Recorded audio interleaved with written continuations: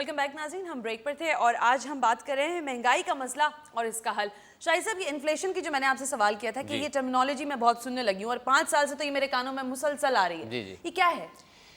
Inflation में आम आदमी का तस्वर ये होता है कि चीज़ें महंगी हो गई लिहाजा इन्फ्लेशन है। जी, ज़ाहिर है वो भी एक हकीकत है अपनी जगह, ठीक है। उससे आप इनकार नहीं कर सकते, लेकिन इससे पहले कि हम किसी को इसके ऊपर जिम्मेदार ठहराएं, हमें थोड़ा सा ये देखना चाहिए कि इस इन्फ्लेशन का कौन सा हिस्सा वो है जो हमारे काबू में नहीं है और कौन सा हिस्सा वो है जो हमारी अपनी क्रिएशन है, हमारी पैदावार है। देखिए, तेल की कीमत बढ़ने के बाद हर वो चीज़ जो तेल से चलती है उसकी कीमत बढ़ती चली गई। अब वो बिजली हो, इन केस ऑफ इंडस्ट्री बिजली का बहुत बड़ा रोल है। ज़ाहिर है जो टोटल प्रोडक्शन कॉस्ट है उसका जो प्रोपोर्शन था पहले बिजली का वो बढ़ता चला गया, लिहाजा टोटल कॉस्ट ऑफ प्रोडक्शन जो थी बढ़ती चली गई, वो कंपोनेंट उसमें शामिल होता चला गया, महंगी हो गई चीज़ें। उसके बाद जो सबसे ज़्यादा इम्पैक्ट जिसका आता है वो आता है जो एग्रीकल्चर हो या इंडस्ट्री हो या सर्विस सेक्टर हो, उन सबको जो अफेक्ट करता है वो है ट्रांसपोर्ट। बिल्कुल ठीक है। इसलिए कि ट्रांसपोर्ट से दुनिया की हर चीज़ ट्रांसपोर्ट होती है, एक मार्केट से दूसरे मार्केट तक या पैदावार की जगह से मार्केट तक, ठीक है। अब अगर डीजल की कीमत बढ़ती चली जाएगी तो वो जो एलिमेंट है ट्रांसपोर्ट कॉस्ट का वो इन्फ्लेट होता होता चला जाएगा और जो फाइनल कॉस्ट है, कीमत जो बनेगी वो बढ़ती चली जाएगी। हमारे यहाँ अक्लमंदी क्या की गई, हमने ये नहीं सोचा कि भाई डीजल वो चीज़ है जो हमारे यहाँ इन्फ्लेशन को सबसे ज़्यादा बढ़ा सकता है। लिहाजा फ़र्ज कीजिए कि क्रूड ऑयल की कीमत में $20 का इजाफा हुआ, तो क्या हमें इस कीमत को सारे प्रोडक्ट्स के ऊपर बराबर तकसीम करना चाहिए था, या हमें ये देखना चाहिए था कि हम इसका बस ज़्यादा बोझ उस सेक्टर पे डालें जिसमें कैपेसिटी है पे करने की और डीजल को ज़्यादा महंगा ना करें।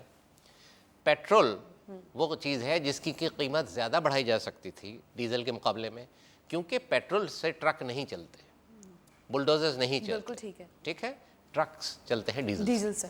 अच्छा, दूसरी बात यह है कि पेट्रोल का मेनली कंज्यूमर कौन है। अगर आप टोटल मार्केट उठा के देखें ऑटोमोबाइल्स का और मोटरसाइकिल का, तो आप ये देखेंगे कि मोटरसाइकिल की एवरेज इंजन कैपेसिटी क्या होती है, 70 सीसी से 100 सीसी। बिल्कुल ठीक है। गाड़ी का एवरेज सीसी क्या होता है, 11 से 13, 15 और 2000 होता है। इसका मकसद क्या हुआ, गाड़ी एक मोटरसाइकिल के मुकाबले में 10 गुना ज़्यादा खर्च करती है। बिल्कुल ठीक है। लिहाजा वो जो फ्रैक्शन है पॉपुलेशन का जो इससे इम्पैक्ट होता वो बहुत कम है as compare to the car drivers. तो आपको करना ये चाहिए था कि उस इंक्रीज़ को इस तरह डिवाइड करते कि इसका ज़्यादा हिस्सा पेट्रोल पर डालते और कम हिस्सा डीजल पे डालते, जिसके नतीजे में जो ट्रांसपोर्टेशन कॉस्ट का एलिमेंट है वो थोड़ा कम होता, वो कम। ठीक है, बिल्कुल इंपॉर्टेंट और बहुत ही अच्छी बात यहाँ पर शाहिद साहब ने कही है। एक सवाल हम लोग ब्रेक पर थे जब, तो मेरे जहन में उभरा था और मैं चाह रही थी कि मैं कौकब साहब से उसका जवाब ले लूँ। कौकब साहब, ये मुझे ज़रा बताएं, ये हमारे यहाँ मुनाफाखोरी की एक टर्म जो है वो हम सबको पता है, लेकिन ये मुनाफे का तयन भी किया जाता है, यानी कि भाई इस प्रोडक्ट के ऊपर आपने 1 रुपया मुनाफा लेना है या अपनी मर्जी से मनमाना मुनाफा लेना है? देखिए, अभी तक इस चीज़ का मुनाफे का कोई तयन नहीं हो सका, ना ही मल्टीनेशनल का जो प्रोडक्ट है, चाहे लोकल प्रोडक्ट बन रही है, सब्जी बिक रही है, आप कोई भी अशिया बिक रही हैं, दालें बिक रही हैं, चावल बिक रहे, कोई जो चीज़ बेच रहा है वो उसका मुनाफे का तयन हमारे पास नहीं आ सका। हमने कई मीटिंगों में गवर्नमेंट को के साथ जब मीटिंग हुई और उसमें ट्रेडर्स भी बैठे हुए थे, हमने कहा कि आप इनका सिर्फ मुनाफा बताएं कि 10% ले रहे हैं, 5% ले रहे हैं, 50% ले रहे हैं, 100% ले रहे हैं, कोई एक फिगर तो हमारे पास आनी चाहिए कि पता चले कि मुनाफा क्या है इसके ऊपर। आपने देखा कि कोई अभी तक कोई ऐसा डिपार्टमेंट नहीं है कि जो उसको कंट्रोल कर सके। अभी आप जो मिनिस्ट्री की बात कर रहे थे कि हमारे पास ऐसी मिनिस्ट्री भी नहीं है जो कि कंज्यूमर अफेयर्स रिलेटेड कोई, आप कह रहे थे मिनिस्ट्री जी बिल्कुल नहीं। देखें, हमारी नेबर कंट्री में जो है वहाँ पे कंज्यूमर अफेयर्स मिनिस्ट्री है, यहाँ पे वजीर बेमहकमा कई मिनिस्टर्स हैं, एक नहीं है कि मैं उसके नाम ले लूँ, कई वजीर ऐसे हैं फेडरल में और सूबाई सतह पे कि उनके पास पोर्टफोलियो वजीर का, मगर वजीर बेमहकमा है, झंडा लगाए हुए गाड़ी है, उनके पास सेक्रेटरीट है, उनके पास सब कुछ है, उनको पूरा स्टाफ दिया हुआ है, मगर उनके पास वो पोर्टफोलियो काम नहीं है। अब बेचारे क्या काम करते हैं, किसी जगह चले जाएंगे, किसी जगह का इफ्तिताह कर देंगे, किसी स्कूल में चले जाएंगे कि वजीर साहब हमारे पास तशरीफ ले आए, मगर उनको तनख्वाहें दी जा रही हैं।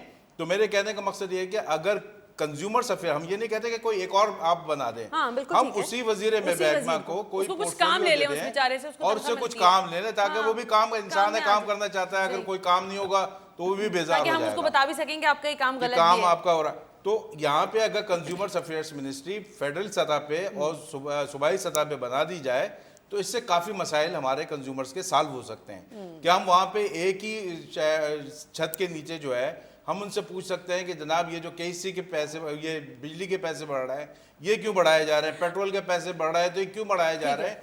और दूसरी बात ये कि जितने पाकिस्तान में जो रेगुलेटरीज अथॉरिटीज हैं, चाहे वो पीटीए हो, चाहे वो नेपरा है, ओगरा है, पेपरा है, उसके अंदर मैं फिर आपके चैनल के तवज्जुह से गवर्नमेंट को बावर कराना चाहता हूँ कि वहाँ के बोर्ड में जो है कंज्यूमर्स एसोसिएशंस को उसमें नुमाइंदगी देनी चाहिए, ताकि वो हम जब अगर कोई चीज़ बढ़ाई जाती है तो वहाँ पे हम कोई नुमाइंदगी नहीं है हमारी, सिर्फ जो है वो कोई किसी मिनिस्ट्री में या कोई जो जितने भी महकमे बने हुए हैं उसमें कोई भी नुमाइंदगी नहीं है। और जिसकी वजह से ये लातादाद मसाइल का जो सामना है हमें करना पड़ रहा है कि वहाँ पे अपोज नहीं करते और वहाँ का जो बोर्ड है वो कहता है ठीक है जी, इट्स ओके जी, ओके, क्योंकि वो सब बोर्ड के जो डायरेक्टर हैं वो। कौकब साहब आपसे मजीद बात करूंगी। अनीस साहब, ये ईद से पहले की बात बता रही हूँ, 140 रुपए टमाटर बेचने का क्या जवाब था? कई ऐसी रीजंस होती हैं जिसकी वजह से प्राइस फ्लक्चुएट होती हैं और उसमें वन ऑफ द रीजंस है कि उसकी डिमांड बढ़ती है तो वो प्राइस बढ़ती है, that is one of the reasons. But नहीं कि 40 रुपए बढ़ जाएं, ऐसा नहीं होता। 1 रुपए या 2 रुपए या 5 रुपए तक तो आप कह सकते हैं, लेकिन आप अभी चले मेरे साथ प्रोग्राम के बाद में आपको अगर ना करेक्ट, मैं उस पे मैं वो मटर डिनाई अभी नहीं करता। सीजन में आएगा मटर, नहीं, आप उसकी प्राइस चेक एक्चुअली करिए। देखिए डायरेक्ट मेरा वेजिटेबल से नहीं, मैं ताल्लुक वैसे ही नहीं बात है, कह लेकिन रही मैं ये आपको बताना चाहता हूँ कि as a business man point of view मैं आपको बताना चाहता हूँ कि इस तरह इनके हाथ में नहीं है कि वो इस तरह इतनी प्राइसेस बढ़ा सकें या इतनी प्राइसेस कम कर सकें। शायद साहब कोई सवाल करना चाह रहे हैं मेरे ख्याल उनके ज़हन में है। मैं आपके हमारे दोस्त जो कह रहे हैं वो जाहिर है उनका अपना पॉइंट ऑफ व्यू है और उनका ख्याल जेन्युइनली यही है कि ऐसा नहीं होता होगा। लेकिन मैं यहाँ ये अर्ज करूँ इनसे कि क्या ट्रेड एसोसिएशंस में सेल्फ रेगुलेशन की कोई कॉन्सेप्ट है?